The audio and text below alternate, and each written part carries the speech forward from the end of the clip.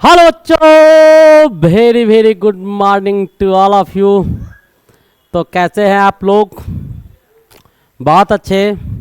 तो target polytechnic के series में आपका कंटिन्यू मॉडल पेपर और महाभारत का सीरीज लगातार दिए जा रहे हैं। आप लोग का प्रिपरेशन बहुत ही बेहतरीन चल रहा होगा। तो आज आपके बीच बहुत ही खूबसूरत सा लेक्चर आपका केमिस्ट्री का लाया गया है और ये लेक्चर औरों लेक्चर के अपेक्षा बहुत ही बेहतरीन होने वाला है। तो केमिस्ट्री के विषय में तो आप लोग जानते ही हैं, डर डर के जिससे सब मर जाता है उसको डराकर मारने का काम शारदा में किया जाता है। डर डर के जिससे सब मर जाता है उसको डराकर मारने का काम शारदा में किया जाता है। तो पार्टिकुलर इस लेक्चर में आज जो क्वेश्चन सब आएगा बिल्कुल अनोखा क्वेश्चन सब लाए।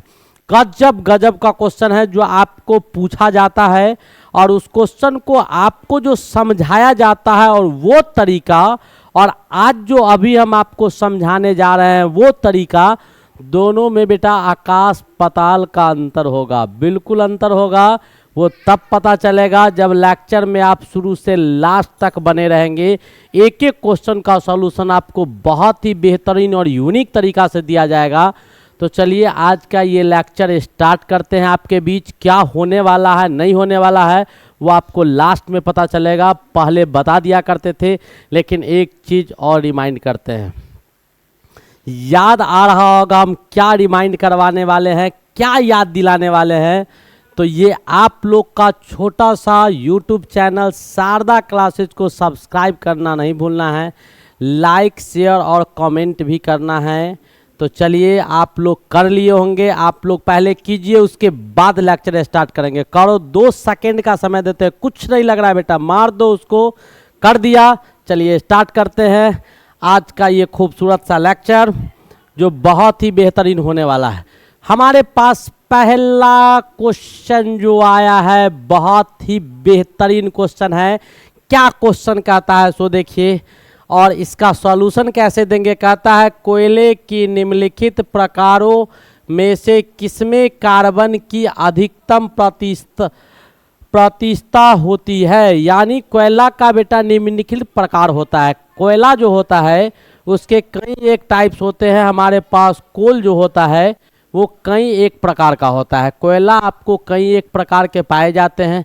सबसे पहले मैं आपको बता दूं कि हमारे नेचर में हमारे पास जो ईंधन है, जितने भी हमारे पास फ्यूल्स है, जो हमारे पास ऊर्जा का स्रोत है, तो पृथ्वी पर जो ऊर्जा का स्रोत है उसका लगभग 30 से 40% ऊर्जा आपको केवल कोयला से प्राप्त किया जाता है। 30 से 40% ऊर्जा मायने रखता है भाई, काफ़ी इंपॉर्टेंट है नहीं। 30 से 40% ऊर्जा आपको कोयला से हम लोग प्राप्त करते हैं। और ये कोयला का जो रूप है, कोल का फॉर्मेशन कैसे होता है, तो आपका ग्रेजुअल डिग्रेडेशन होता है, यानी एक क्रमबद्ध तरीका से स्लो प्रोसेस होता है। जिस प्रोसेस को हम लोग बताए थे, इस प्रोसेस को हम लोग कार्बोनिफिकेशन प्रोसेस बोलते हैं। ये भी क्वेश्चन हम आप लोग को करवा चुके हैं कि जब अर्थक्वेक, सुनामी या बहुत सारे हैजार्डियस जो था, हैजार्ड्स पहले आया करते थे, ठीक है, जानलेवा, तो पृथ्वी क्रैक करती थी और बहुत सारे मलबा, पेड़ पौधा सब पृथ्वी के अंदर चला जाता था। तो वहाँ पर ह्यूमस नमी हुआ करता था और पृथ्वी के अंदर जो हीट था उससे सड़ गल के लकड़ी आपको किस में बदल जाता था, कोयला में बदल जाता था। तो आज भी देखिएगा वह क्षेत्र जो वन तटीय क्षेत्र था, जहाँ बहुत जंगल झाड़ ये सब थे, उसी क्षेत्र में कोयला का खादान देखने को मिलता है। तो कोल बेटा 30 से 40% हमारे पृथ्वी पर जो ऊर्जा का स्रोत है उसका 30 से 40% भरपाई कोल करता है। इसके बाद पेट्रोलियम हो गया और बहुत सारे ईंधन हैं, वो सब मिलके इसका भरपाई करते हैं, ठीक है। अब हमारे पास 4 ऑप्शन दिया हुआ है। हमारे पास 4 ऑप्शन है। ऑप्शन क्या है, तो कहता है कि कोयला की मात्रा, आपको कोयला का प्रकार दिया गया है और इसमें पूछ रहा है कि ये सारे कोयला है, तो कोयला मुख्य रूप से किससे बना होता है, तो कार्बन से बना होता है। कोयला का फॉर्मेशन, कोल का फॉर्मेशन किससे होता है, कार्बन से आपका कोल बनता है। कार्बन से क्या बनता है, तो कार्बन से आपका कोयला का निर्माण होता है। तो कोयला में कार्बन की उपस्थिति जो होती है वो आपको अलग अलग होती है। अलग अलग प्रकार के जो कोल होंगे उसमें कार्बन की उपस्थिति अलग अलग होती है। आपके सामने बहुत कुछ एग्जाम्पल दिया गया है, तो पूछ रहा है सबसे अधिक किस में होगा, तो सबसे अधिक एंथ्रासाइट में होता है। किस में होता है, सबसे ज़्यादा आपका एंथ्रासाइट में पाया जाता है। उसके बाद आपका किस में पाया जाता है, तो B2 मैनी में पाया जाता है, ठीक है। उससे ज़्यादा जो है, उससे कम किस में पाया जाता है, तो लिग्नाइट में पाया जाता है। और उसके बाद जो पाया जाता है वो आपको पीट में पाया जाता है, यानी सबसे कम। अगर इसका हम ऑर्डर देखें तो ऑर्डर के हिसाब से आपको सबसे ज़्यादा किस में पाया गया, तो एंथ्रासाइट में। सबसे ज़्यादा किस में पाया गया, तो एंथ्रासाइट में सबसे ज़्यादा है। उससे कम आपका बिटुमिनस में होता है, ठीक है। उससे कम आपका किस में होता है, तो लिग्नाइट में होता है, ऊपर हिंदी लिखा हुआ। और उससे कम किस में होता है, तो पीट में होता है। अब कितना कितना होता है वो भी मैं आपको समझा दूं तो आपको समझ में आ जाएगा। उसके लिए कुछ डाटा आपके सामने उपस्थित है। कहता है कि ये जो आपका एंथ्रासाइट दिया हुआ है, इस एंथ्रासाइट में 97 से 98% कार्बन पाया जाता है। 97 से 98%, यानी 97 से 98% आपका एंथ्रासाइट में केवल कार्बन पाया जाता है। एंथ्रासाइट में आपको 97 से 98% आपको कार्बन पाए जाते हैं। ये होता क्या है, तो इसकी कुछ विशेषता होती है बेटा। ये ठोस होता है, ठीक है। ये ठोस होता है, ये बहुत कठोर होता है, हार्ड होता है, बहुत ज़्यादा कठोर होता है। ये भंगुर होता है, शीशा की तरह। जब इस कोयला पर वार कीजिएगा, हथौड़ी से पीटिएगा तो ये चूर चूर हो जाएगा, टूटेगा, एक दूसरे से क्या होगा, टूटेगा, ठीक है। तो ये भंगुर होता है। इतना ही नहीं, इसका रंग प्योर काला होता है, प्योर काला, एकदम चमकेगा काला की तरह, काला चमकीला होता है। ये कोयला जो आपका होगा वो आपका बिल्कुल काला चमकीला होगा, जिसमें कार्बन की उपस्थिति बहुत ज़्यादा होगी। और इसका इस्तेमाल कहाँ करते हैं, तो बेटा स्पेस हीटिंग में किया जाता है। स्पेस हीटिंग, अंतरिक्ष में अगर ऊष्मा की आवश्यकता होती है तो वहाँ पर इसी को स्पेस में हीट की आवश्यकता होती है, तो अंतरिक्ष में इसी कोयला को जलाकर हम लोग हीट प्राप्त करते हैं। दूसरा हमारा दिया हुआ है बिटुमिनस। बिटुमिनस जो होता है, इसमें कार्बन की उपस्थिति 77 से कितना परसेंट, तो 77 से 86% के बीच होता है। यानी 87% या उससे एभव हो जाएगा तो आपको एंथ्रासाइट में आ जाता है, ठीक है। तो ये तो मैक्सिमम परसेंटेज दिखाए हैं। अब कहता है 87 to 98 कर दो इसको, 87 से लेके 98 तक होता है, यहाँ इधर होगा कहीं 87 to 98%। अब कहता है 77 से लेके 86, 77 से 86% कार्बन आपका बिटुमिनस में पाया जाता है। ये भी बेटा क्या होता है, तो ये भी आपके ठोस होते हैं। ये भी आपके क्या होते हैं, तो ठोस होता है। ये भी आपका बिल्कुल ठोस होगा। ये काला हल्का भूरा रंग का होता है, काला हल्का भूरा रंग का होता है, ब्राउन कलर का होता है। काला तो होता है लेकिन आपका भूरा रंग का भी होता है। और इसका इस्तेमाल हम लोग कहाँ करते हैं, तो कोल पावर प्लांट, जो हाइड्रो पावर प्लांट होते हैं, ठीक है, उसमें जो इलेक्ट्रिसिटी उत्पन्न किया जाता है तो उसमें इस कोयला का इस्तेमाल किया जाता है। विद्युत के संचालन में बिटुमिनस का इस्तेमाल करते हैं। उसके बाद नेक्स्ट जो हमारे पास आता है वो आपका कोल का टाइप आता है लिग्नाइट। तो लिग्नाइट में जो आपका पाया जाएगा कौन, तो लिग्नाइट में जो कार्बन पाया जाता है वो 28 से 30% होता है। मात्र 28 से 30% कार्बन की उपस्थिति होती है। इसका रंग जो होगा वो आपको भूरा रंग का होगा। क्या होगा, भूरा रंग होगा, यानी ब्राउन कलर का होगा। कैसा होगा, तो ये ब्राउन कलर का होगा। क्या होगा, भूरा रंग का होगा। इतना ही नहीं, इसका भी इस्तेमाल आपका विद्युत उत्पादन में, बिजली के उत्पादन में इसका भी इस्तेमाल हम लोग करते हैं। और ये कोयला जो जलाते हैं बेटा, तो ये स्वास्थ्य के लिए नुकसानदेह होता है। हमारे स्वास्थ्य के लिए ऐसे कोयला को जलाइएगा जिससे हार्मफुल गैस मिलेगा, जिसमें कार्बन की उपस्थिति कम होगा, तो वो हमारे स्वास्थ्य के लिए क्या होगा, नुकसानदेह होगा ये कोयला। उसके बाद लास्ट हमारा आता है पीट। और पीट का कहानी जब देखिएगा तो पीट में आपका 27% से कम, 27% से कम पाया जाता है। कार्बन आपको 27% से कम पाया जाता है और ये स्वास्थ्य के लिए बहुत नुकसानदेह होता है। और यही कोयला का इस्तेमाल हम लोग कहाँ करते हैं, तो जो आपका दुकानदार सब होता है या छोटे छोटे दुकान सब है या घर में है, तो इसी कोयला का इस्तेमाल हम लोग करते हैं। तो उम्मीद है आपको ये क्वेश्चन बहुत ही बेहतरीन तरीका से समझ में आया होगा। नो डाउट कि आपको न समझ में आया होगा। आपको सारा कहानी ABCD के विषय में सारा कहानी बता दिए कि कैसे कैसे होता है, तो आपको समझ में आ गया कि हमारे नेचर में जो ऊर्जा की आवश्यकता है उसका 30 से 40% ऊर्जा केवल कोयला पूरा करता है। कार्बन से कोयला का निर्माण होता है। कोयला 4 प्रकार का होता है, एक पीट, लिग्नाइट, एंथ्रासाइट और बिटुमनी।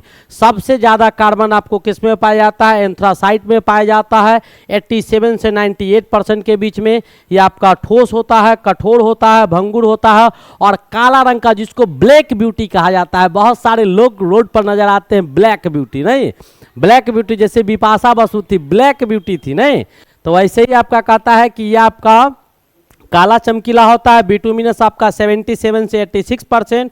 ठोस काला हल्का भूरा रंग का, काला तो होगा हल्का भूरा रंग का होगा। इसका इस्तेमाल आपको स्पेस हीटिंग में, अंतरिक्ष में जब हीट करने की आवश्यकता होती है उष्मा की, वहाँ करते हैं। इसका वैद्युत उत्पादन में करते हैं। लिग्नाइट में 28 से 30% आपका कार्बन पाया जाता है, ये भूरा रंग का होता है। और इसका इस्तेमाल हम लोग हाइड्रो पावर प्लांट जो होता है बिजली उत्पादन में इसका इस्तेमाल किया जाता है। और पीट में 27% से कम कार्बन होता है। ये दोनों आपको स्वास्थ्य के लिए नुकसानदेह होता है, ये भी होता है और उससे ज़्यादा ये नुकसानदेह होता है। तो चलिए अगले क्वेश्चन की ओर मूव किया जाए। समझ में आ गया? बहुत अच्छी तरह से समझ में आया होगा। चलिए अगले क्वेश्चन की ओर मूव करते हैं। वो भी हमारे पास जबरदस्त क्वेश्चन होने वाला है।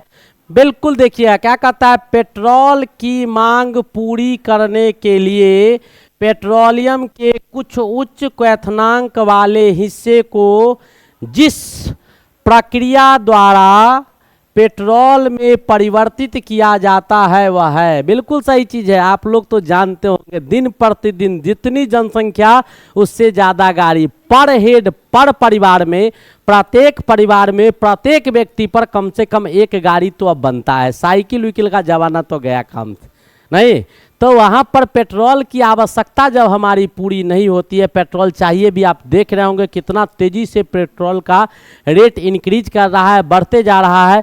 हमको तो पेट्रोलियम ये सब आपका लिमिटेड सब्सटेंस है, इसका अमाउंट लिमिटेड है, इसका स्टॉक लिमिटेड है। यह आपको अनिश्चित मात्रा में पाया गया है। ज़्यादा इस्तेमाल करेंगे तो इसका स्टॉक खत्म हो जाएगा, सीधी सी बात है। तो आगे हमको प्रॉब्लम होना ही होना है। तो कहता है कि उसके बाद भी जितना पेट्रोलियम हमारे पास है, उस पेट्रोलियम से हमारा पेट्रोल का जितना आवश्यकता है वो अगर पूरा नहीं होता है तो हम क्या करते हैं कि पेट्रोलियम के आपके कुछ क्वथनांक वाले हिस्से होते हैं, ठीक है, यानी जिस का मेल्टिंग पॉइंट जो होगा बहुत ज़्यादा होगा, उच्च क्वथनांक वाले जिसका मेल्टिंग पॉइंट आपका बहुत ज़्यादा होगा, वैसे वाले का क्या करते हैं हम लोग हिस्से को किसमें परिवर्तित कर देते हैं? तो पेट्रोल में बदल देते हैं और उसका भी पेट्रोल के रूप में इस्तेमाल कर लेते हैं। तो जो उच्च क्वथनांक वाला भाग होता है पेट्रोलियम का, उसको पेट्रोल में बदलने के लिए किस विधि का इस्तेमाल किया जाता है, किस प्रक्रिया का इस्तेमाल किया जाता है, वही प्रक्रिया इस क्वेश्चन में आपको पूछा जा रहा है।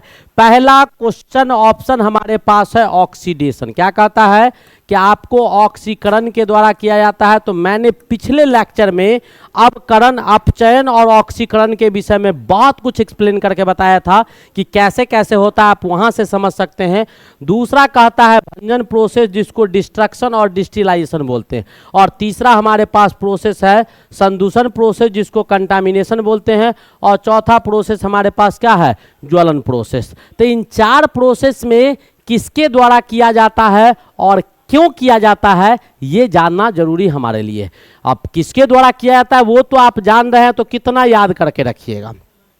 तो भंजन प्रोसेस के द्वारा किया जाता है। इसको डिस्ट्रक्टिव डिस्टिलाइजेशन विधि कहा जाता है। इस विधि में क्या होता है बेटा कि डिस्ट्रक्टिव डिस्टिलाइजेशन में हम लोग क्या करते हैं, हवा के अनुपस्थिति में इसका जो पार्ट है, यानी पेट्रोलियम का जो उच्च क्वथनांक वाला कुछ भाग होता है, उच्च क्वथनांक वाले जो कुछ हिस्से आपको पेट्रोलियम के दिखाई दे रहे हैं, इस उच्च क्वथनांक वाले हिस्से को हम लोग क्या करते हैं कि हवा के अनुपस्थिति में ऑक्सीजन के अनुपस्थिति में या ऑक्सीजन का बहुत कम मात्रा में क्या करते हैं, हीट करते हैं। ऑक्सीजन के बहुत कम मात्रा में क्या करते हैं, हीट करते हैं। जब ऑक्सीजन की मात्रा बहुत कम होती है और उसमें जब हीट करते हैं तो उसके अणु जो होते हैं, उसके मॉलिक्यूल्स जो होते हैं, वो आपको हीट के कारण डिस्ट्रक्ट कर जाता है। नाम ही है डिस्ट्रक्शन, डिस्ट्रक्ट कर जाता है, टूट जाता है और टूटने के बाद वही आपका कन्वर्ट हो जाता है किसमें, पेट्रोल में कन्वर्ट हो जाता है। और उस पेट्रोल का इस्तेमाल करके हम अपनी आवश्यकता को पूरा करते हैं। और कंटामिनेशन क्या कहता है,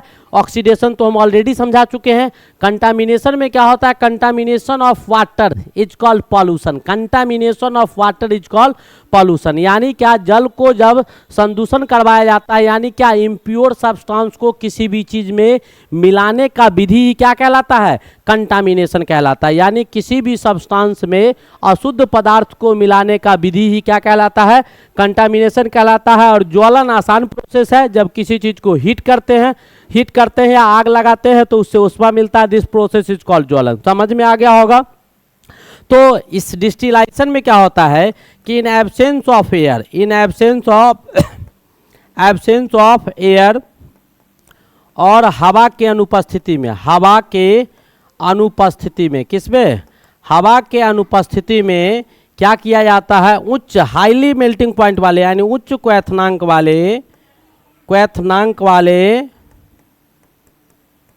पेट्रोल को गर्म करते हैं तो उसके अणु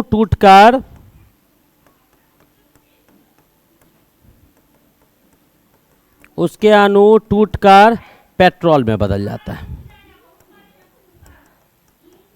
बहुत सिंपल प्रोसेस है लेकिन बहुत ही उपयोगी है। ठीक है, समझ में आ गया होगा। चलिए हम नेक्स्ट क्वेश्चन की ओर मूव करें तो ये भी क्वेश्चन आपको समझ में आ गया होगा।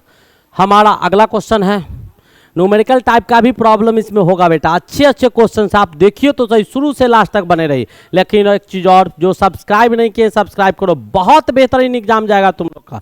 हम जिस तरीका से प्रिपरेशन करवा रहे हैं इसके जस्ट बाद देखिएगा तो आपको महाभारत आने वाला, उसको बिट मत कीजिएगा, नाम ही है महाभारत।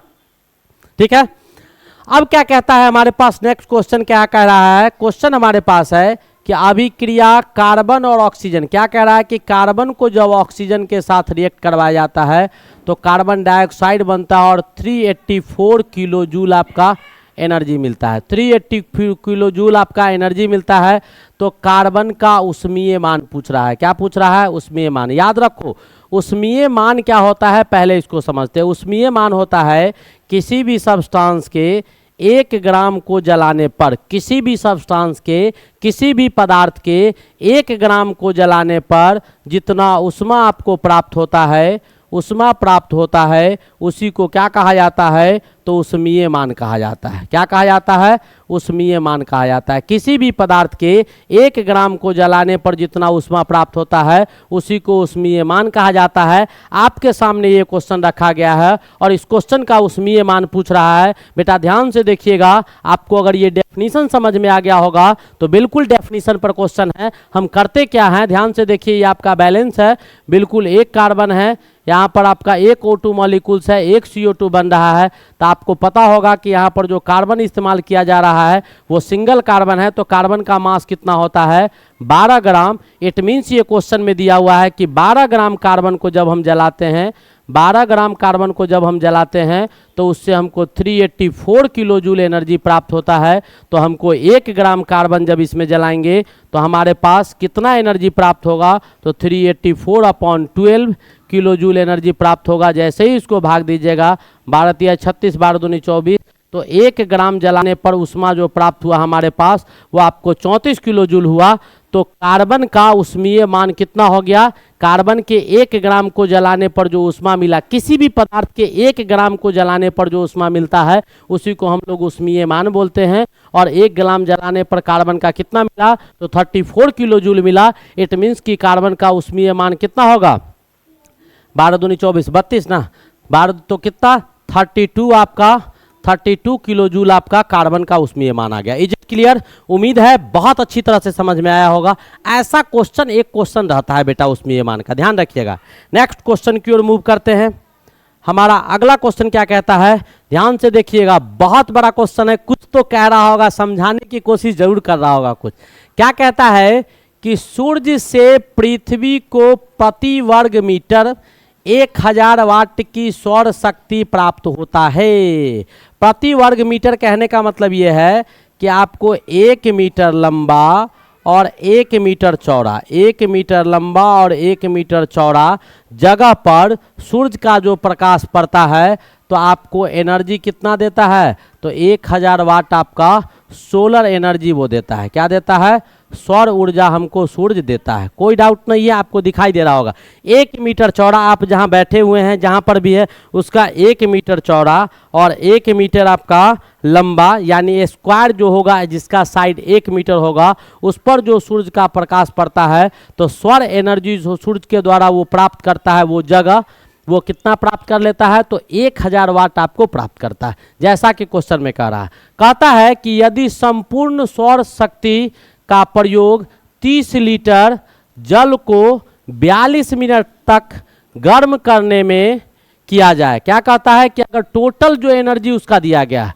जो उसका टोटल सोलर एनर्जी दिया गया है उसका 30 लीटर, यानी जो टोटल एनर्जी वहां से आ रहा है, ठीक है, तो इतना आपको एनर्जी प्राप्त हो रहा है। ठीक है, तो कहता है कि 42 मिनट तक यहाँ जो एनर्जी प्राप्त होगा, सोलर एनर्जी जितने भी प्राप्त होंगे, अगर टोटल का टोटल एनर्जी जो 42 मिनट में प्राप्त होता है उसको 30 लीटर पानी को गर्म करने में लगा दिया जाए तो कहता है कि जल के तापमान में कितना वृद्धि हो जाएगा, जल कितना डिग्री सेल्सियस तक गर्म हो पाएगा, वही चीज़ आपको पूछा जा रहा है, जिसमें जल का आपका स्पेसिफिक हीट जो है वो 4200 जूल पर केजी पर डिग्री सेल्सियस दिया हुआ है।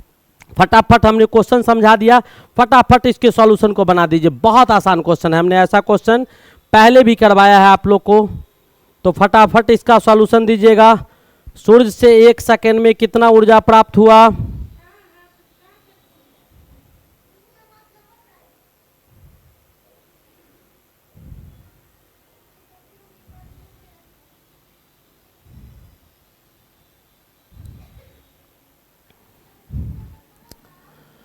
तो सूर्य से 1 सेकेंड में प्राप्त ऊर्जा कितना है, सूर्य से 1 सेकेंड में प्राप्त ऊर्जा कितना है, तो सूर्य से 1 सेकेंड में आपको जो ऊर्जा प्राप्त हो रहा है वो आपको 100 वाट ऊर्जा आपको प्राप्त हो रहा है। 100 वाट, यानी हाँ वाट दिया हुआ है तो जूल पर सेकेंड, यानी 1 सेकेंड में वाट जूल पर सेकेंड होता है, पावर बराबर जूल पर सेकेंड। तो यहाँ से सूर्य से जो 1 सेकेंड में ऊर्जा प्राप्त होगा वो आपको कितना हो जाएगा, पावर दिया हुआ था तो इतना जूल हो जाएगा। कैसे, P बराबर W/T होता है और W का जूल पर सेकेंड होता है, तो 1 सेकेंड में कितना जूल प्राप्त हुआ एनर्जी वो आपको समझ में आ गया। तो सूर्य से कितना सेकेंड में प्राप्त ऊर्जा है, तो सूर्य से 42 मिनट में जो ऊर्जा प्राप्त होगा वो कितना होगा, तो भाई 1 सेकेंड में इतना है तो 60 सेकेंड में कितना होगा, और 42 से गुना कर दीजिएगा तो इतना जूल एनर्जी आपको प्राप्त होगा। ठीक है, 1 सेकेंड में इतना है तो 60 सेकेंड हो गया, तो 60 सेकेंड में 1 मिनट में और 42 से गुना कर दिए तो 42 सेकेंड में जो सूर्य से हमारे पास ऊर्जा प्राप्त होगा वो आपको इतने ऊर्जा प्राप्त होंगे। अब आगे का जो ऊर्जा आ गया, इस टोटल ऊर्जा का इस्तेमाल हमको किस में कर देना है, 30 लीटर पानी को गर्म करने के लिए कर देना है। तो संपूर्ण ऊर्जा को अगर दे देते हैं 30 लीटर पानी को गर्म करने के लिए, तो मान लेते हैं कि यदि यहाँ पर मान लेते हैं, माना कि 42 मिनट में प्राप्त क्या, संपूर्ण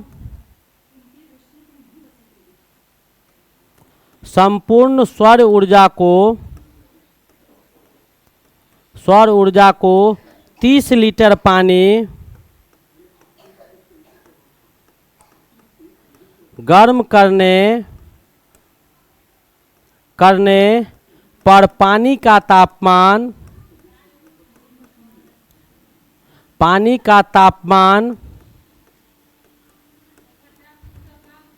∆T डिग्री सेल्सियस हो जाता है। क्या हो जाता है, इतना हो जाता है। तो आपके पास जो एनर्जी होगा वो इतना हो गया। इसका मतलब जो एनर्जी आपका दिया गया है टोटल एनर्जी, वो एम सी डेल टी जो होगा वो आपको कितना हो जाएगा, एम सी डेल टी आपको हो जाएगा कितना के बराबर, तो 1000 गुने 60 गुने कितना 42 के बराबर हो जाएगा। यहाँ पर आपका इसका अमाउंट कितना दिया हुआ है, तो 30 लीटर। सी का मान यानी जो विशिष्ट ऊर्जा का मान है वो आपको दिया हुआ है 4200, और डेल टी टेम्परेचर ही पूछ रहा था, बराबर 1000 गुने 60 गुने 42 हो गया। अब यहाँ से हमको डेल टी निकालना है, तो डेल टी बराबर क्या हो जाएगा, 1000 गुने 60 इंटू 42 अपॉन क्या हो जाएगा 4200 इंटू 30 हो जाएगा। इसको काट दीजिएगा तो 100 बार में कट जाएगा, 2 शून्य यहाँ से गायब, 1 शून्य यहाँ से गायब, 30 से काट दीजिए 20 बार में, यानी कितना 20 डिग्री सेल्सियस, यानी 42 मिनट में ऊर्जा इतना रहा है। रेशियो ऊर्जा का ये है कि आपको 1 मीटर लंबा और 1 मीटर चौड़ा स्पेस आपका है, तो सोलर एनर्जी जो प्राप्त हो रहा है आपको 100 वाट प्राप्त हो रहा है। 100 वाट प्राप्त होने का मतलब हुआ कि 1 सेकेंड में 1000 वाट, तो 1 सेकेंड में 1000 जूल एनर्जी आपको मिल रहा है। 42 मिनट तक ये ऊर्जा आता है, और टोटल ऊर्जा को हम 30 लीटर पानी को गर्म करने में लगा देंगे तो पानी का तापमान कितना हो जाएगा, 20 डिग्री सेल्सियस आपको हो जाएगा। इट मीन्स कि मैं आपको इसका एग्जाम्पल समझा दूं तो समझ में आएगा कि बेटा एक टब ले लो, जो टब आता है नहाने वाला, कपड़ा धोने वाला, 1 मीटर लंबा 1 मीटर चौड़ा ले लीजिएगा, ठीक है, और उस टब के पानी को आप बाहर में डाल दीजिए, इसी रेशियो से आपको एनर्जी वहां आएगा, तो 1 सेकेंड में 4200, 1 सेकेंड में क्या है 1000 आपको जूल एनर्जी सूरज देगा। तो 42 मिनट के बाद जो टब में आपका पानी होगा वो 20 डिग्री सेल्सियस तक गर्म हो जाएगा। बहुत ही बेहतरीन और बहुत खूबसूरत क्वेश्चन था, जिसको मैंने एक एक करके अच्छा से आपको एक्सप्लेन कर दिया है। आप आराम से शांति से इसको देखेंगे तो एक एक पॉइंट आपको समझ में आ जाएगा। चलिए नेक्स्ट क्वेश्चन की ओर मूव करते हैं। हमारा अगला क्वेश्चन क्या कहता है, कहता है क्वेश्चन कि एक हाइड्रोजन परमाणु में अनुपस्थित मूल कण है। बेटा हाइड्रोजन परमाणु जो होता है उसका एटॉमिक नंबर भी 1 होता है और एटॉमिक मास भी आपका 1 ही होता है, यानी इसमें आपको इलेक्ट्रॉन के संख्या 1 होते हैं, प्रोटॉन के संख्या 1 होता है, और न्यूट्रॉन का संख्या जो होता है वो इसमें 0 होता है। इलेक्ट्रॉन संख्या 1, प्रोटॉन संख्या 1 और न्यूट्रॉन क्या होता है, तो 0 होता है। तो अनुपस्थित कौन हो गया, न्यूट्रॉन हो गया। लेकिन हाइड्रोजन के 3 आइसोटॉप्स होते हैं, शायद आपको पता होगा, प्रोटियम, ड्यूटेरियम और ट्रिटियम। हाइड्रोजन के 3 आइसोटॉप्स होते हैं, प्रोटियम, ड्यूटेरियम और ट्रिटियम। सारे के एटॉमिक नंबर 1, एटॉमिक मास 1, 1 और 2, 1 और 3। आपको इससे भी क्वेश्चन पूछ सकते हैं। तो इस सब में इलेक्ट्रॉन, प्रोटॉन और न्यूट्रॉन देखिएगा, तो इसमें बेटा जो आपका प्रोटियम है वही आपका बेसिक रूप हाइड्रोजन का होता है, तो इसमें इलेक्ट्रॉन 1 होंगे, इसमें भी इलेक्ट्रॉन 1 होगा, इसमें भी इलेक्ट्रॉन 1 होगा, इसमें प्रोटॉन 1 होंगे, इसमें भी प्रोटॉन 1 होगा और इसमें भी प्रोटॉन 1 होगा, इसमें न्यूट्रॉन 0 होगा, इसमें न्यूट्रॉन 1 होगा और इसमें न्यूट्रॉन 2 होगा। तो ये हाइड्रोजन के समस्थानिक है। हाइड्रोजन के क्या है, आइसोटॉप्स है, यानी समस्थानिक तत्व है। समस्थानिक तत्व आपको हाइड्रोजन के दिए गए हैं, ये आपको हाइड्रोजन का आइसोटॉप्स है। ये क्या है, आपको हाइड्रोजन का आइसोटॉप्स है। और बेसिकली जो हाइड्रोजन परमाणु होते हैं उसमें 3 मौलिक और मूल कण होता है, जिसमें इलेक्ट्रॉन, प्रोटॉन पाया जाता है, न्यूट्रॉन नहीं पाया जाता है। न्यूट्रॉन बिल्कुल नहीं पाया जाता। इसको छोड़ के लगभग सारे तत्व में आपको न्यूट्रॉन पाए जाते हैं। चलिए नेक्स्ट क्वेश्चन की ओर मूव किया जाए। अगला क्वेश्चन हमारा क्या है, कहता है, कार्बन से क्वेश्चन है कि कार्बन 13 और 6 में इलेक्ट्रॉन और न्यूट्रॉन की संख्या क्रमशः है। बेटा कार्बन का भी आइसोटॉप्स होता है, वो कार्बन के जो आइसोटॉप्स होते हैं उसका कहानी जरा देख लो। कार्बन के भी समस्थानिक होते हैं, और वो समस्थानिक क्या होता है कार्बन का, तो आपका कार्बन का 6, 12 होता है, कार्बन का 6 और 13 होता है, और कार्बन का 6 और 14 होता है। इन सब में इलेक्ट्रॉन, प्रोटॉन और न्यूट्रॉन का संख्या देखिएगा तो आपको समझ में आएगा। इसमें इलेक्ट्रॉन 6 होता है, इसमें 6 होता है, इसमें 6 होता है। इसमें जो प्रोटॉन होगा वो 6 होगा, 6 होगा और 6 होगा। और न्यूट्रॉन जो होगा वो 12 माइनस 6 बराबर कितना हो जाएगा, इसमें 6 हो जाएगा। 13 माइनस 6 बराबर इसमें क्या हो जाएगा, 7 हो जाएगा। और 14 माइनस 6 बराबर इसमें क्या हो जाएगा, 8 हो जाएगा। ठीक है, क्योंकि नंबर ऑफ न्यूट्रॉन जो होता है वो न्यूट्रॉन का संख्या एटॉमिक मास जो परमाणु द्रव्यमान या भार होता है माइनस आपका एटॉमिक नंबर हो जाता है। ठीक है, मास में से घटा दीजिएगा। तो आपको 13 और 6 का पूछ रहा था न्यूट्रॉन का संख्या, इट मीन्स आपको इसका कहानी था। तो इसमें न्यूट्रॉन कितने हो गए, तो इसमें आपको न्यूट्रॉन की संख्या 7 हो गए। इसमें न्यूट्रॉन का संख्या कितना हो गया, 7 हो गया। तो आपके पास ऑप्शन क्या दिया हुआ था, तो कहता है कि कार्बन 13 6 में इलेक्ट्रॉन और न्यूट्रॉन, तो इलेक्ट्रॉन आपके 6 हो गए और न्यूट्रॉन आपको 7 हो गया। तो 6 और 7 इज द करेक्ट ऑप्शन। उम्मीद है आपको समझ में आ गया होगा। ये भी आपको बहुत ही बेहतरीन क्वेश्चन था। आगे बढ़े, हम नेक्स्ट क्वेश्चन की ओर मूव करते हैं। देखिए ये क्वेश्चन बेटा अनगिनत बार आया है। ये भी आपको कितना बार आया है, तो अनगिनत बार आया है। अनगिनत बार इस क्वेश्चन को पूछा गया है। बिल्कुल सेम क्वेश्चन, कहीं से कोई हाँ कभी कुछ पूछ देता है, कभी कुछ पूछ देता है। नाभिकीय अभिक्रिया में मैंने इससे पहले भी बताया था कि यूरेनियम का आइसोटॉप्स होता है 35 होता है, 36 होता है, 38 होता है, 39 होता है। एटॉमिक मास, एटॉमिक नंबर तो 92 ही होता है। तो उसमें जो इवन नंबर वाले होते हैं वो आपको हाईली स्टेबल होता है। जैसे हमारे इससे पहले एक क्वेश्चन आपको हम करवाए थे कि पृथ्वी के नेचर में हमारे पास जो यूरेनियम का है वो कौन सा, यानी कौन सा यूरेनियम हमारे पास पृथ्वी पर अधिक मात्रा में पाया जाता है। तो यूरेनियम 228 था, 35 हो गया, 37 हो गया, 39 हो गया। ये सारे रिएक्टिव होते हैं यूरेनियम। तो हमारे पास कहता है कि एक नाभिकीय अभिक्रिया निम्नांकित प्रकार से होती है। आपके पास दिया हुआ है यूरेनियम 235 92, न्यूट्रॉन से इसका बम्बार्डिंग करवा दिए तो बेरियम बन गया 139 56, क्रिप्टॉन बन गया 36 94, यहाँ पर एक्स बना और ऊर्जा अधिक मात्रा में बाहर निकलता है। तो आपसे पूछा जा रहा है कि ये जो एक्स बन रहा है वो एक्स क्या बन रहा है, तो बेटा ऊर्जा को नियंत्रित करने के लिए या ऊर्जा को संतुलित करने के लिए, ऊर्जा को नियंत्रित करने के लिए, बहुत ज़्यादा ऊर्जा बनेगा, नियंत्रित करने के लिए या संतुलित करने के लिए, या संतुलित करने के लिए यहाँ पर जो होता है, संतुलित करने के लिए यहाँ पर जो आप देखिएगा वो क्या देखिएगा वो हम बताते हैं। तो यहाँ पर आपका चेन रिएक्शन होता है। एक न्यूट्रॉन का बम्बार्डिंग जब करवाते हैं यूरेनियम, देखो यहाँ पर क्या लिया गया है, 235 लिया गया है, 239 लिया जाएगा, 238 रेयरेस्ट ऑफ रेयर लिया जाता है, वो कम रिएक्टिव होता है। तो कहता है 235 को लिए ये रिएक्टिव है। न्यूट्रॉन से बम्बार्डिंग करवा दिए इस पर, जैसे ही हमने न्यूट्रॉन से इस पर बम्बार्डिंग करवाया तो ये बेरियम में टूट गया, क्रिप्टन में टूट गया और एक्स जो बना वह आपको 3 गो न्यूट्रॉन यहाँ से बाहर निकल जाएगा। और ये रिएक्शन जब तक ये खत्म नहीं होगा ये सारे न्यूट्रॉन फिर इस पर अटैक कर देंगे। जो अभिक्रिया यहाँ पर हो रहा था वैसा 3 गो अभिक्रिया हो जाएगा कि यहाँ 3 गो न्यूट्रॉन है। और ये कंटिन्यू प्रोसेस आपका तब तक चलता रहेगा जब तक टोटल यूरेनियम का अमाउंट आपका समाप्त नहीं हो जाता है। टोटल यूरेनियम का सामान, यूरेनियम का सब्सटेंस जो यूरेनियम की मात्रा है वो समाप्त हो जाएगी तो ये बचा भी रहेगा तो किस पर अटैक करेगा। तो एक रिएक्शन 3 को जन्म देता है, 3 रिएक्शन 9 को देगा, 9 रिएक्शन 27 को देगा। तो आप सोच सकते हैं कि चैन रूल से एक क्रमबद्ध सीधी के अनुसार ये कितना वाइटल रूप ले सकता है। तो बहुत ही डेंजरस रिएक्शन होता है। तो एक्स क्या बनता है, तो आपको एक्स आपको जो बनेगा वो आपको 3 गो न्यूट्रॉन इसको जन्म देगा। और ऐसा क्यों होता है तो उसका कारण भी हम लिखते हैं, ऊर्जा को नियंत्रित करने के लिए या संतुलित करने के लिए यहाँ पर 3 गो न्यूट्रॉन जनरेट करता है। ठीक है, चलिए नेक्स्ट क्वेश्चन की ओर मूव करते हैं। हमारा अगला क्वेश्चन है, देखिए आ गया क्वेश्चन क्या कहता है, अधिकतर यूरेनियम जिस द्रव्यमान संख्या के आइसोटॉप्स के रूप में पाए जाते हैं, सारे यूरेनियम का आइसोटॉप्स है 35 36 37 38 39 भी होता है, सारा यूरेनियम का ही आइसोटॉप्स है। कई एक आइसोटॉप्स होते हैं यूरेनियम के, आपको कुछ का एग्जाम्पल यहाँ दिया गया है, जैसे आपको 3 4 5 लगभग आपको सारा यूरेनियम का आइसोटॉप्स जो है 35 आप पढ़े भी होंगे।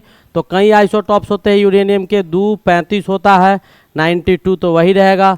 उसके बाद आपका यूरेनियम 2 37 होता है, 2 37 होगा, 92 होगा, यूरेनियम 238 होगा 92 होगा, फिर आपको यूरेनियम 239 होगा 239 होगा 92 होगा। तो ये सारे यूरेनियम के पार्ट्स होते हैं। आप पूछ रहा है इसमें कि आपको नेचर में जो पाया जाएगा यानी द्रव्यसांख्यिकी वाला कौन पाया जाएगा सबसे अधिक मात्रा में, तो सबसे अधिक मात्रा में सबसे ज़्यादा अस्थायी कौन होता है, हमने पहले भी बताया था कि सबसे ज़्यादा अस्थायी आपको 238 एटॉमिक मास वाला होता है, तो सबसे ज़्यादा आपको ये पाए जाएंगे। नेक्स्ट क्वेश्चन की ओर मूव करते हैं। चलिए, कैसा लग रहा है, आप लोग को समझ में आ रहा होगा कैसा ये लेक्चर जा रहा है, बहुत बेहतरीन। उम्मीद है, मैंने शुरू में आपको नहीं बताया था, लंच ब्रेक है, टी ब्रेक जिसको बोलते हैं, इसलिए थैंक यू लिख दिए। तो मैंने शुरू में आपको बताया था कि बाद में पता चलेगा, अभी लास्ट में देखो और भी बेहतरीन क्वेश्चन लाए हैं बेटा, एक से एक बेहतरीन क्वेश्चन लाए हैं, और कैसे समझा रहे हैं, क्या सीख रहे हो, ये तो आपको समझ में आ रहा होगा। एक बार और रिपीट करते हैं लंच के बाद स्टार्ट करने से पहले। अगर आप सब्सक्राइब नहीं किए हैं तो प्लीज़ चैनल को सब्सक्राइब कीजिए, लाइक शेयर कॉमेंट करना भूलना नहीं है। तो चलिए आगे बढ़ते हैं, टी ब्रेक खत्म। अब क्या कहता है हमारे पास, अगला क्वेश्चन है, कहता है कि 200 मिली जल में कितना यूरिया घुलाया जाए, ठीक है, गाय कि विलियन 0.1 मोलर बन जाए। यानी कहता है कि 200 मिली जल, यानी आपका जल का वॉल्यूम जो दिया हुआ है, वॉल्यूम ऑफ वाटर जो दिया हुआ है वो आपको कितना दिया हुआ है, तो जल का विलियन दिया हुआ है 200 मिलीलीटर, ठीक है। अब कहता है कि इसमें यूरिया का वॉल्यूम, यूरिया जो है वो कितना यूरिया इसमें मिला दिया जाए। इसमें आपको मिलाना क्या है, यूरिया मिलाना है। तो कहता है कि कितना यूरिया हम मिला दें ताकि इसका मोलैरिटी जो है, मोलैरिटी नहीं, मोलैरिटी यानी मोलरता जो है वो आपका 0.1 m बन जाए। तो पहले बेटा, इससे पहले तो हम आप लोग को समझा ही चुके हैं, थोड़ा सा एक बार मोलैरिटी को देख लीजिए कि मोलैरिटी क्या होता है। इसको हम लोग मोलरता बोलते हैं और इसे कैपिटल M से सूचित किया जाता है। इसका मतलब होता है कि number of moles of solute, number of moles of solute present in per litre solution, solute present in per litre solution, per litre solution, per litre solution, यानी 1 लीटर विलियन में विलय के मोलों की संख्या ही क्या कहलाता है, मोलरता कहलाता है। क्या कहलाता है, मोलरता। तो 1 लीटर सॉल्यूशन में विलय का कितना नंबर ऑफ मोल पाया जाता है, वही आपको क्या कहलाएगा, 1 लीटर सॉल्यूशन में, 1 लीटर विलियन में विलय के कितने नंबर ऑफ मोल्स पाए जाते हैं, उसी को हम लोग क्या बोलते हैं, मोलरता बोलते हैं। सॉल्यूशन आप लोग जानते होंगे कि विलियन क्या होता है। तो विलियन में बेटा 2 चीज होता है, एक आपको विलय होता है और दूसरा आपका विलायक होता है, विलायक होता है। विलय कहने का मतलब सॉल्यूट जो कम मात्रा में पाया जाता है, और विलायक कहने का मतलब सॉल्वेंट जो अधिक मात्रा में पाया जाता है, सॉल्वेंट जो अधिक मात्रा में पाया जाता है। तो आपसे पूछा जा रहा है कि 200 मिलीलीटर जल में कितना यूरिया को मिला दिया जाए। यूरिया आप जानते होंगे, नहीं जानते हैं तो यूरिया का हम सूत्र बता देते हैं, एटॉमिक मास इसका 60 होता है। तो यूरिया वैसे आपको फर्टिलाइजर के रूप में यूरिया खाद का इस्तेमाल करते हैं जो तुरंत पौधे के ग्रोथ को बढ़ा देता है, ज़्यादा डालिएगा तो जला भी देता है, ठीक है, याद रखेगा। अब कहता है कि यह आपको दिया हुआ है, आपको मोलैरिटी दिया हुआ है, तो यूरिया का अमाउंट पूछ रहा है कि यूरिया आपका कितना डाला जाएगा, वही आपको पूछा जा रहा है। तो फटाफट इस क्वेश्चन को बनाने की कोशिश कीजिए। क्या होगा, हमने सब चीज़ समझा दिया, 1 लाइन का क्वेश्चन है, फटाफट बनाइएगा। क्या आया,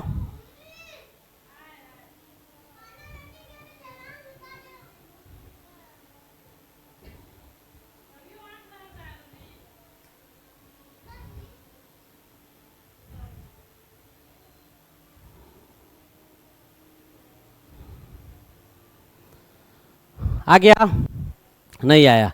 यूरिया का फॉर्मूला आपके पास ये है। चलिए अब इसको सॉल्व कर देते हैं, तुम लोग तो कर ही लिया होगा।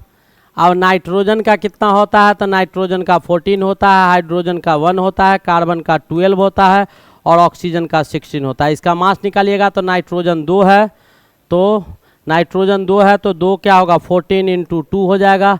हाइड्रोजन आपके 4 हैं तो 1 इंटू 4 हो जाएगा। कार्बन 12 हो जाएगा। ऑक्सीजन 1 है 16 हो जाएगा। सबको जोड़ दीजिएगा तो 60 ग्राम आ जाएगा।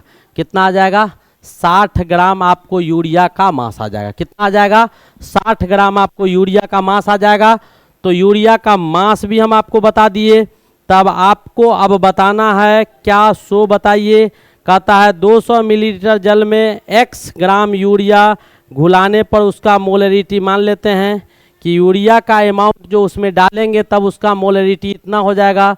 तो वो मान लेते हैं कि यूरिया आपका कितना लिया गया है, तो यूरिया का अमाउंट मान लेते हैं कि x ग्राम लिया गया है।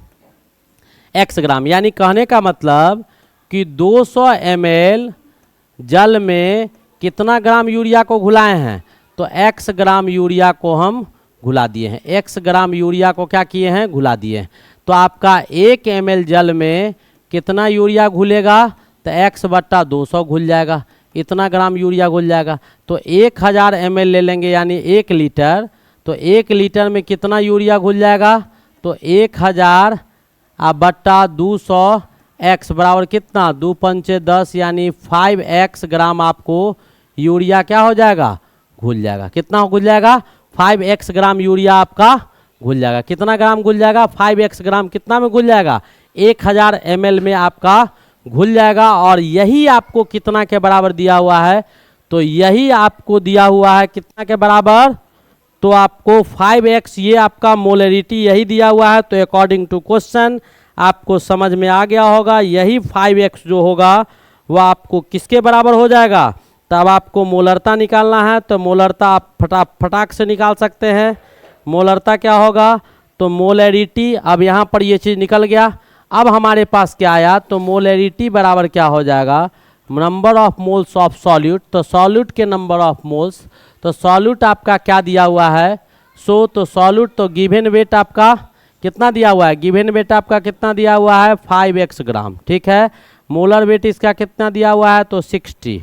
मोलर वेट 60 दिया हुआ है पर लीटर सॉल्यूशन था। लीटर अमाउंट क्या था 1000 ml में पहले ही निकाल दिए, तो बट्टा आपका क्या हो गया 1, और मोलरिटी कितना दिया हुआ है 0.1। ये आपका मोल हो गया, ये क्या हो गया मोल हो गया किसका, सॉल्यूट का। सॉल्यूट के मोल का संख्या गिवन वेट बटा मोलर वेट। वेट कितना है यूरिया का, तो 5 ग्राम। मॉलिकुलर वेट आपका कितना है यूरिया का, तो 60 ग्राम। तो मोलर वेट को मॉलिकुलर वेट से क्या किए, जा गिवन वेट को मॉलिकुलर वेट इतना हम मान लिए, मॉलिकुलर वेट से भाग दे दिए तो मोल निकल गया। ये आपका 1 लीटर दिया हुआ है, जो वॉल्यूम 1000 ml 1 लीटर के बराबर होता है। तो ये हो गया 5x/60। तो यहाँ से x का वैल्यू निकालिए, तो x बराबर क्या हो जाएगा 0.1 गुने 60/5 हो जाएगा। इसको उड़ा दीजिएगा शून्य, ये इससे कट गया 1.2 ग्राम। 1.2 ग्राम कितना हो जाएगा, तो 1.2 ग्राम आपका बन गया। तो 200 ml जल में कितना यूरिया घुलाया जाए तो मोलरता इतना आएगा। तो 1.2 ग्राम यूरिया को अगर घुला दीजिएगा तो मोलरिटी आपका 0.1 आ जाएगा। बहुत ही बेहतरीन और खूबसूरत क्वेश्चन था, उम्मीद है आपको समझ में आ गया होगा। नेक्स्ट क्वेश्चन की ओर मूव करें। अगला क्वेश्चन की ओर। ये सब बेटा बहुत अच्छा क्वेश्चन है, एक एक करके इसको स्लो मोशन में ले जाके आराम आराम से देख देख के इसको समझिएगा। ऐसे क्वेश्चन आएंगे। वैसे जो बच्चे 10th के होंगे आगे जाएंगे तो पढ़ना तो है ही। चलिए नेक्स्ट क्वेश्चन की ओर मूव करें।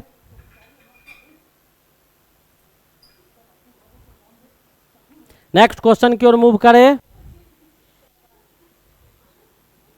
अगला क्वेश्चन हमारा क्या है, सो देखिएगा। हमारा नेक्स्ट क्वेश्चन क्या कहता है, सो देखिए। ये भी आपका बहुत अच्छा क्वेश्चन है। क्या कहता है, अमोनिया गैस के 12.044 में, ये आपका ये नहीं दिया है 10 पे पावर 23 अणुओं में मोलों की संख्या है। इतना अणुओं में मोलों की संख्या है, ये आपको दिया गया है। ये बेटा मोल कॉन्सेप्ट का क्वेश्चन है।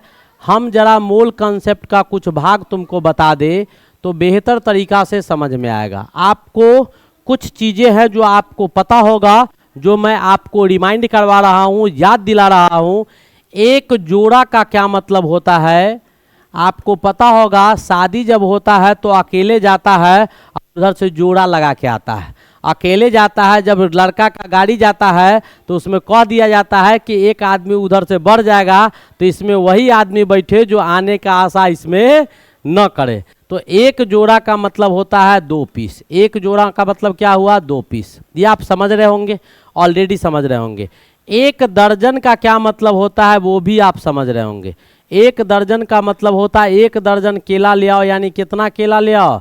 12 पीस केला ले आओ। ये भी आप ऑलरेडी अच्छी तरह से समझ रहे हैं, बताने की आवश्यकता नहीं है, फिर भी हम बताए जा रहे हैं। आपको लग रहा होगा काहे बताते हैं। अब एक ग्रॉस का क्या मतलब होता है वो भी आप समझ रहे होंगे।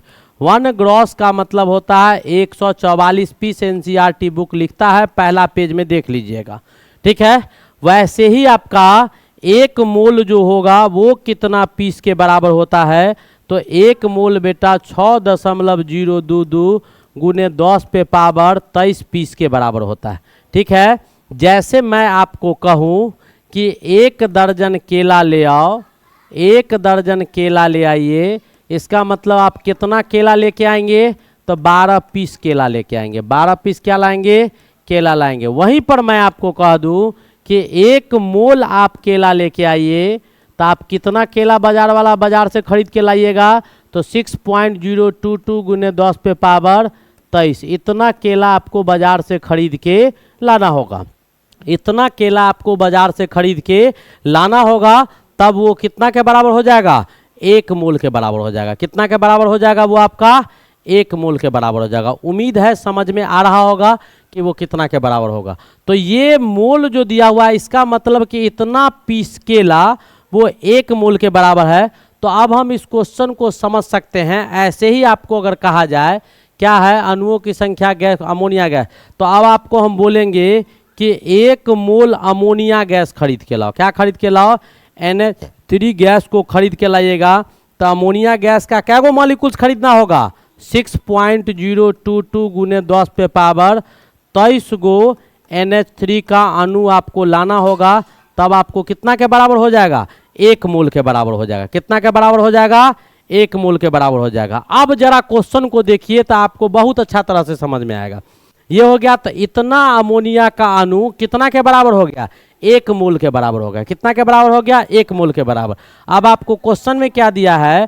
कहता है कि 6.022 गुने 10 पे पावर 23 अणु जो है वो किसका? अमोनिया का। वो अमोनिया के कितना मोल के बराबर होता है? तो 1 मोल अमोनिया के बराबर होता है। कितना के बराबर होता है? 1 मोल अमोनिया के बराबर होता है। तो एक अणु जो होगा किसका? NH3 का, वो कितना मोल के बराबर हो जाएगा?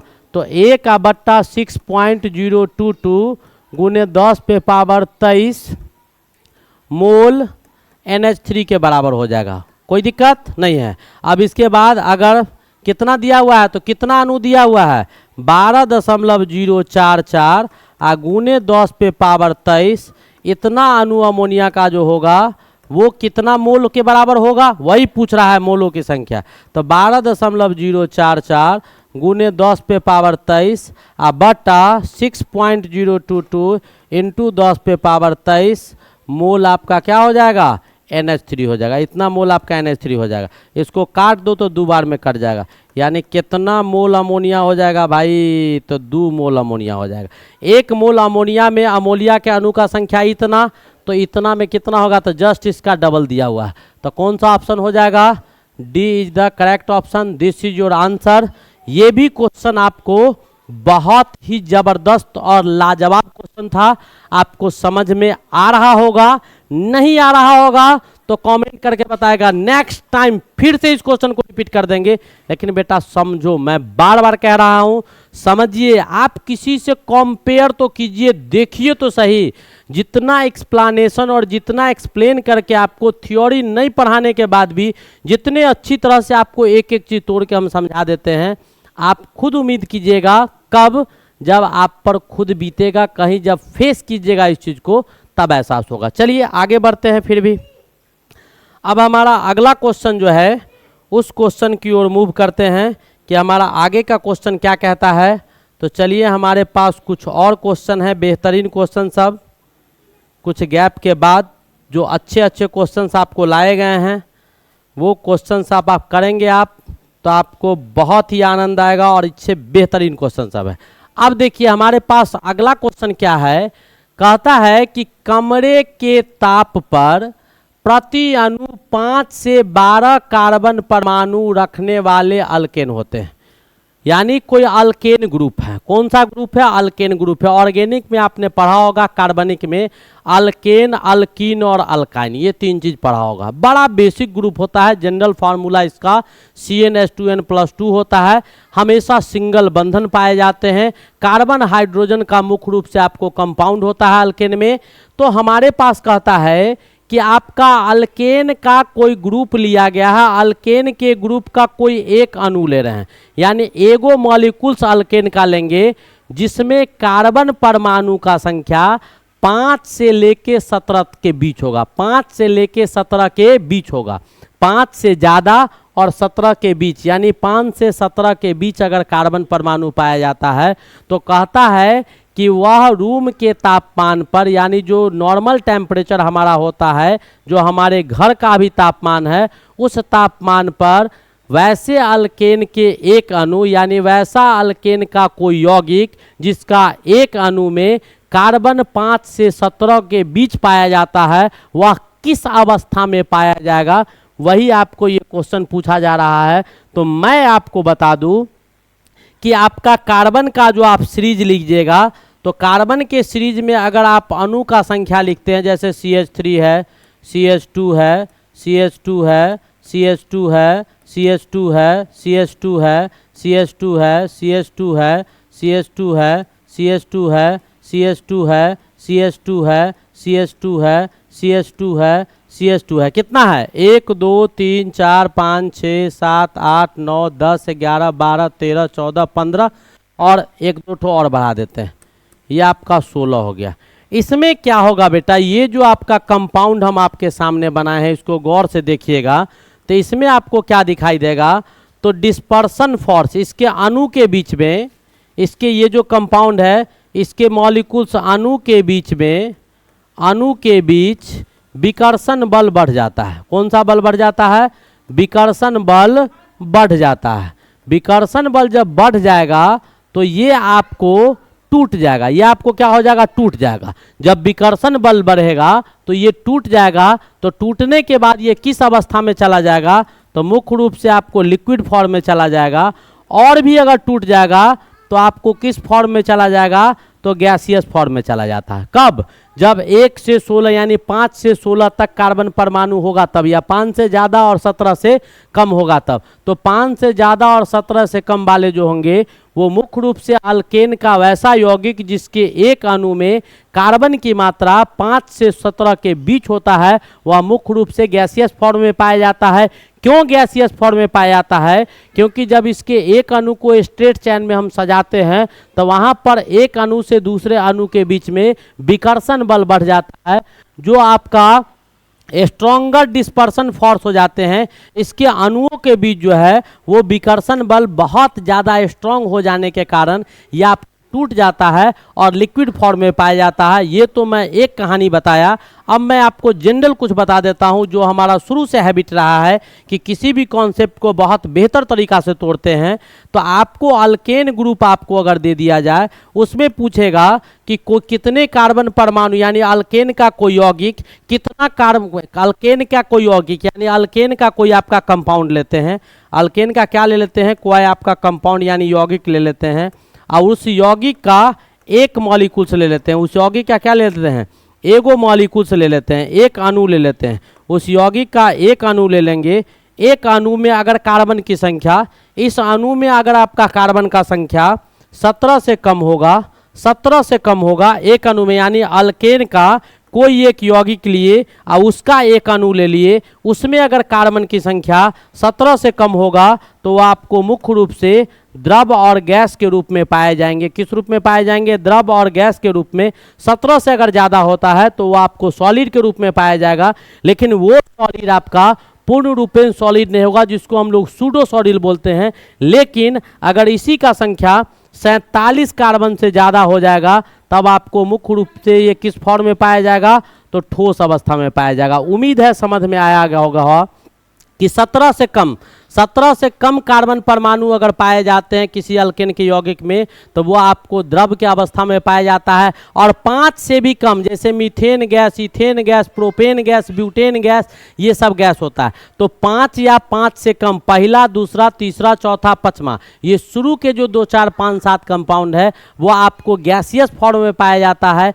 5 से ज़्यादा और 17 से कम जो होगा वो लिक्विड के फॉर्म में पाया जाएगा। और 17 से जो ज़्यादा हो जाएगा कार्बन का संख्या तो वो आपको सॉलिड फॉर्म में पाया जाएगा। समझ में आ गया होगा। कार्बन के संख्या के हिसाब से आपका इसका फिजिकल स्टेट जो होता है अल्केन कंपाउंड का क्या होता है, एक बार और रिपीट करते हैं बेटा। 1 से 5 कार्बन तक जो कार्बन परमाणु अल्केन में पाए जाते हैं तो वो आपको गैसियस फॉर्म में होता है। 5 से लेके 16 तक जो पाया जाएगा वो आपको लिक्विड फॉर्म में होगा। और 16 से ज़्यादा, 17 या 17 से अधिक वाला जो होगा वो आपको सॉलिड फॉर्म में होगा, याद रखिएगा। चलिए, क्लियर हो गया होगा कि क्यों होता है, काहे होता है, नहीं होता है। अब कहता है कि इथाइल अल्कोहल का अगला उच्च सजातीय क्या होगा। इथाइल अल्कोहल यानी अल्कोहल फंक्शनल ग्रुप है। अल्कोहल का फंक्शनल ग्रुप जो होता है वो आपका OH होता है। तो इथाइल अल्कोहल आपका C2H5OH होगा। जस्ट इसके बाद अगर चलेंगे तो कार्बन का एक संख्या बढ़ जाएगा तो वो क्या हो जाएगा, C3H7OH हो जाएगा। तो ये आपका इथाइल अल्कोहल है। ये आपका क्या दिया हुआ है, तो इथाइल अल्कोहल दिया हुआ है। ये आपके क्या हो जाएंगे, तो आपके प्रोपाइल अल्कोहल हो जाएंगे। क्या हो जाएगा, प्रोपाइल अल्कोहल हो जाएगा। क्या हो जाएगा, प्रोपाइल अल्कोहल हो जाएगा। तो ये तो आपके कॉमन नेम हो गया इसका। और जब इसका IUPAC नाम आप देखिएगा तो इसका IUPAC नाम क्या हो जाएगा, इथाइल अल्कोहल। और इसका, तो इथाइल अल्कोहल को हम लोग इथेनॉल बोलते हैं। इसको क्या बोलेंगे, इथेनॉल बोलेंगे। और इसका IUPAC नेम क्या हो जाएगा, तो प्रोपेनॉल हो जाएगा। इसका IUPAC नेम क्या हो जाएगा, प्रोपेनॉल हो जाएगा। तो आपसे पूछा जा रहा था इथाइल अल्कोहल का अगला उच्च सजातीय, एक ही सजाती का है, दोनों में सजाती आपका अल्कोहल फंक्शनल ग्रुप है।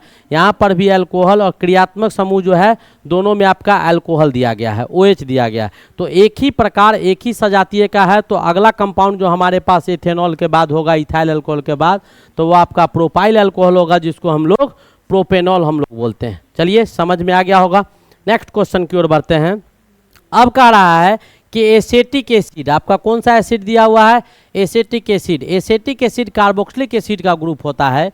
तो एसेटिक एसिड का फार्मूला जब लिखिएगा तो आपका क्या हो जाएगा, CH3COOH होगा। CH3COOH हो जाएगा। और इसका नाम पूछ रहा है, इसका क्या नाम पूछ रहा है, नाम पूछ रहा है कौन सा नाम, तो IUPAC नेम। तो एसेटिक एसिड इसका कॉमन नेम है, एसेटिक एसिड इसका कॉमन नेम है। और इसी का जब IUPAC नेम लिखिएगा तो 2 कार्बन है, तो 2 कार्बन के लिए आपका इथेन आ जाएगा। कार्बोक्सिलिक एसिड है तो E को हटा के OIC एसिड लगाएंगे तो इसका नाम क्या हो जाएगा, इथेनोइक एसिड हो जाएगा। कौन सा एसिड हो जाएगा, तो इथेनोइक एसिड इसका नाम हो जाएगा। उम्मीद है आपको ये भी क्वेश्चन समझ में आ गया होगा। बहुत ही बेहतरीन क्वेश्चन था, अच्छे क्वेश्चन थे। अब कहता है कि निम्नांकित में कौन सा विस्थापन अभिक्रिया नहीं है। विस्थापन अभिक्रिया यानी डिस्प्लेसमेंट रिएक्शन। यहाँ पर देखिए, जिंक कॉपर के साथ रिएक्ट कर रहा है तो जिंक सल्फेट कॉपर बना रहा है। तो कॉपर को जिंक डिस्प्लेस कर रहा है तो ये विस्थापित कर रहा है।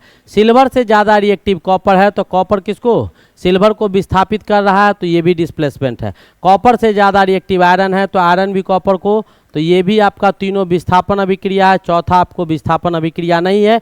चौथा वाला आपको डिकम्पोजिशन रिएक्शन है। ये आपको टूट रहा है कॉपर ऑक्साइड, कॉपर हाइड्रोक्साइड आपको टूट रहा है कॉपर ऑक्साइड और वाटर में। तो ये आपके तीनों का तीनों रिएक्शन जो है ऊपर वाला वो आपको डिस्प्लेसमेंट रिएक्शन है जो विस्थापन अभिक्रिया होता है।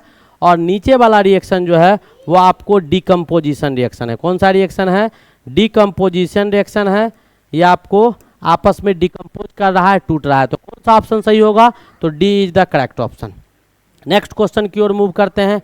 हमारा अगला क्वेश्चन क्या कहता है उसको ध्यान से देखिएगा। क्या कहता है, आवर्त सारणी में आवर्तों की संख्या है। तो आवर्त बेटा कितना होता है, 7 गो। और वर्ग कितने होते हैं, तो 18। वर्ग पूछता तो 18, आवर्त पूछता तो 7। नेक्स्ट क्वेश्चन क्या कहता है कि इथाइल अल्कोहल को विरंजक चूर्ण के साथ मिश्रित कर गर्म करने पर बनता है। ये भी बेटा अनगिनत बार क्वेश्चन पूछा है, अनगिनत बार आपको क्वेश्चन पूछा है आपके बोर्ड एग्जाम में। तो क्या बनता है, तो क्लोरोफॉर्म बनता है। याद रखिएगा, दोनों काम करता है। क्लोरोफॉर्म, इससे पहले भी ऐसा क्वेश्चन आया था, मैंने वहाँ समझा दिया था कि यह आपका ऑक्सीकारक का भी काम करता है और दूसरा आपका क्लीनिंग एजेंट का भी काम करता है। दोनों काम आपको कौन करता है? इथाइल अल्कोहल करता है, जो क्लोरोफॉर्म बनाता है। नेक्स्ट कहता है निम्नलिखित ईंधनों में से कौन सा द्रव नहीं है? द्रव कौन नहीं है? तो मिट्टी का तेल द्रव होता है, जो आपको मिट्टी का तेल जो होता है जिसको किरासन ऑयल बोलते हैं, डीजल द्रव होता है, और द्रवित पेट्रोलियम भी द्रव होता है, और आपको द्रवित हाइड्रोजन आपको गैस होते हैं। द्रवित हाइड्रोजन क्या होते हैं? गैस होते हैं, वो मुख्य रूप से द्रव नहीं होता है। समझ में आ गया होगा, थ्योरी का क्वेश्चन है। नेक्स्ट क्वेश्चन कहता है कि निम्नलिखित में से कौन सा प्राकृतिक ईंधन नहीं है? प्राकृतिक ईंधन उसको कहा जाता है जो प्राकृतिक से प्राप्त किया जाता है। वैसे फ्यूल जो नेचर से प्राप्त किए जाते हैं उसी को प्राकृतिक फ्यूल कहा जाता है, नेचुरल फ्यूल कहा जाता है, प्राकृतिक ईंधन।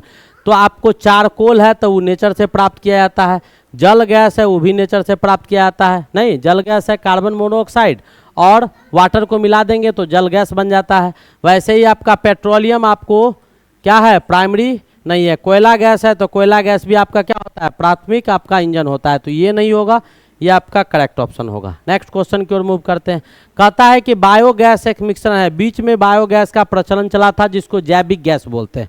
नहीं, बायोगैस का प्रचलन चला था। आप लोग एक टैंक बना दिया जाता था, बहुत सुंदर, उसको हर एक तरह से ओपैक कर दिया जाता था, उसमें कचरा डाल दिया जाता था, गोबर उबर डाल के, और जितना भी सब्जी साग का कचरा था सब डाल देते थे, नमक डाल देते थे, पानी डाल देते थे, और उससे वो गैस, जैसे हमारे पेट में भी ऐली मैली बहुत कुछ खा लेगा उल्टा सीधा, एसिडिटी हो जाएगा तो गैस बनेगा, तो वो भी बायोगैस हुआ। कौन सा गैस हुआ? बायोगैस हुआ। तो कहता है कि बायोगैस जो बना, तो बायोगैस आपका मिश्रण होता है किसका? तो हाइड्रोजन का, मीथेन का, कार्बन डाइऑक्साइड का और हाइड्रोजन सल्फाइड का। ये चार चीज का मिश्रण होता है बेटा। कितना? चार चीज का मिश्रण होता है। वही ऑप्शन आपका करेक्ट ऑप्शन है।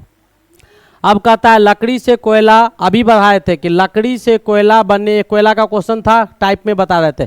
प्रक्रिया कहलाती है, क्या कहलाती है? तो कार्बनीकरण कहलाती है। ये प्रक्रिया आपको क्या कहलाता है? कार्बनीकरण कहलाता है। तो इसके साथ ही बहुत ही खूबसूरत सा लेक्चर जो था आपके बीच केमिस्ट्री का हमने पेश किया, बहुत बेहतरीन लेक्चर था। आपने शुरू से लास्ट तक देखा, इसके लिए बहुत बहुत धन्यवाद। लेकिन धन्यवाद और शुक्रिया का शुक्रगुजार आपसे तब किया जा सकता है जब आप चैनल को क्या करेंगे? सब्सक्राइब करेंगे।